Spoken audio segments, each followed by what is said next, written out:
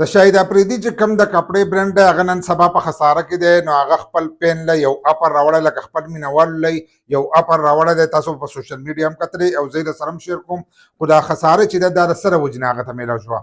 که تاسو کتلی دی چې د کومې علاقې اوسېدونکي دی تیرا، نو په هغې کې نن سبا اپریشن روان دی او خلکو چې دی په واورو کې نقل مکاني کوله، او چا چې دي د دغه ځایونو نه رایستل د ده د هغې خلکو سره ښه تعلق دی، خو ده د دې خلاف چې دی د سره اړو غږ نه دی کړی. نو په دغه کې هم زیاتر کسان چې دی هغه ته په دغه خلاف شوي دي. بل لا چې عمران خان چې دی د هغه سره چې کوم ظلم کېږي د هغې خلاف چې دی ده هم څه اواز نه دی اوچت کړی. او که تاسو وګورئ د عمران خان په نوم باندې چې دی کاروبار هم ډېر زیات چلېږي او ده په عمران خان پسې چې دی خبرې هم کړې دي. نو د دې د وجې نه زیاتر کسان چې دی هغه له ده نه هم خلاف شوي دي. نو د ده برینډ ته چې دی غټ نقصان د دې د وجې نه پرېوتلو او دی چې دی نن سبا په خساره کې روان دی. نو اوس چې دی دې اختر له هغه اپر ورکړی دی، دا وړوکی اختر چې دی دې له افر ورکړی دی. اپر یې څه ورکړی دی؟